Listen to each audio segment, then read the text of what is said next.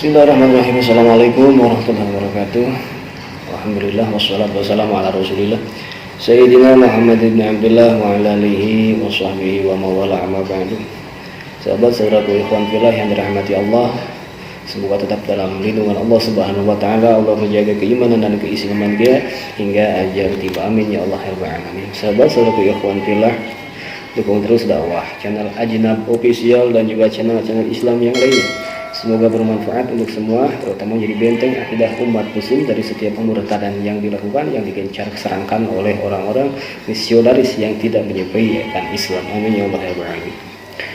Baiklah sahabat-sahabatku ikhwan fillah, dalam kesempatan kali ini kita menyimak sebuah video kembali dari seorang pendeta Saifuddin Ibrahim ya.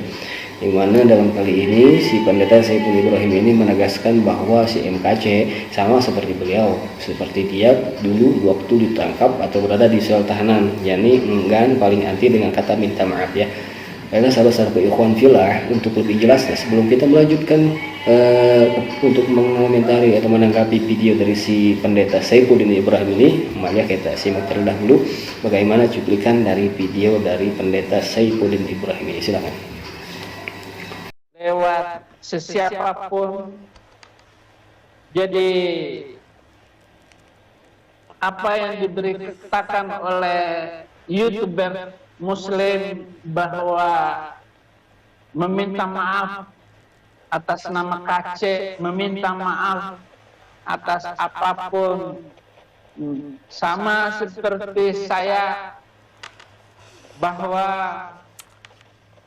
selama dalam persidangan saya tidak pernah meminta maaf atas apa yang saya tulis, atas apa yang saya ucapkan, atas apapun khutbah yang saya lakukan selama ini.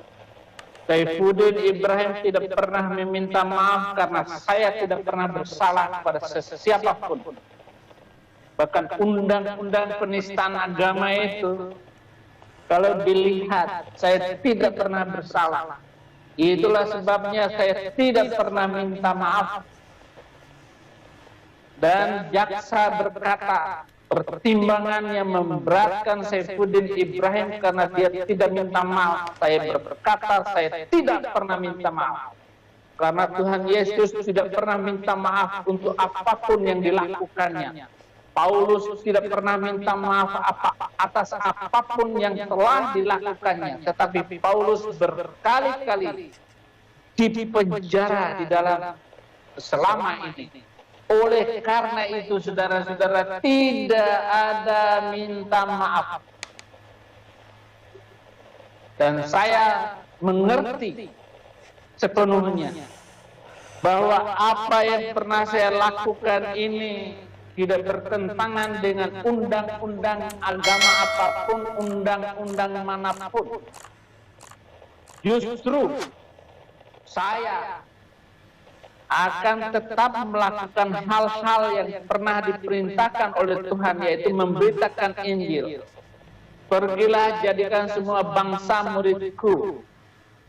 Jadikanlah mereka muridku. Baptis mereka, ajar mereka. Ya sahabat, itulah video dari seorang pendeta Saifuddin Ibrahim ya, yang menegaskan bahwa benar MKC tidak minta maaf.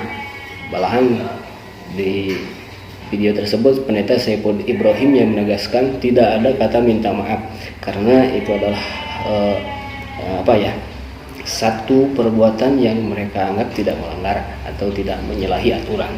Nah sahabat-sahabat ikhwan fillah, dalam perkataan permintaan maaf ini sebagaimana yang ramai digencarkan oleh para YouTuber ya yang lain, adanya Ustaz Yahya Waloni yang mengeluarkan kata-kata permintaan maaf pada seluruh warga Indonesia dan juga orang-orang Kristiani, orang Nasrani. Ini ternyata bagi kelompok sebelah MKC dan konco-konconya itu enggan meminta maaf. Kalau kita melihat video-video yang telah lalu, ternyata ada juga ya seorang CP atau Christian Face yang paling enggan meminta maaf. Ini juga saudara ikhwan fillah pernah satu video viral bahwa bila adanya permintaan maaf atau menyesali perbuatannya, itu si MKC Bapak Kosman ini menyesali perbuatan yang telah dilakukannya, itu ternyata ada bocoran sokongan dari orang luar itu akan terhenti, jadi tidak akan ada pemasukan. Na'udzubillah, masya Allah.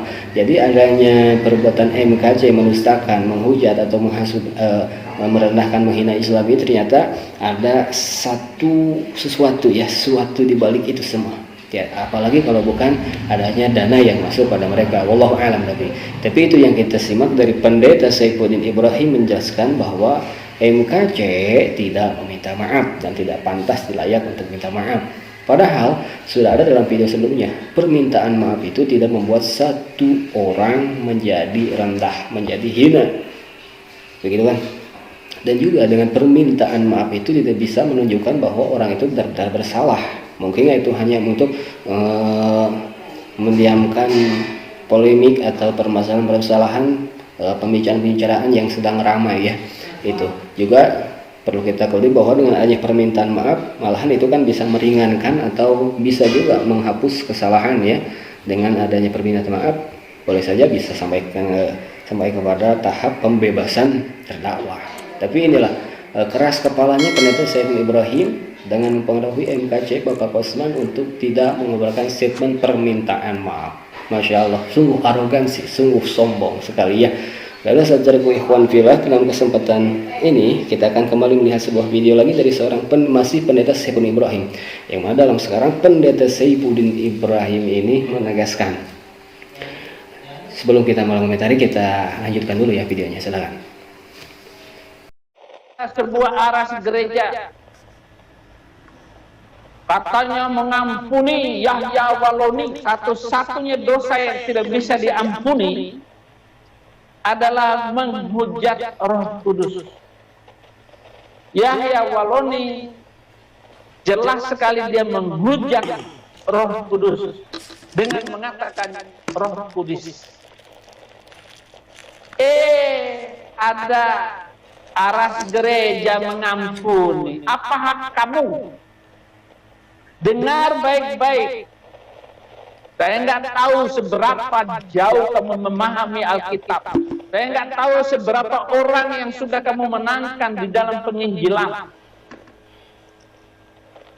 Seberapa banyak orang yang sudah kamu latih dan dididik untuk menjadi penginjil. Saya nggak tahu.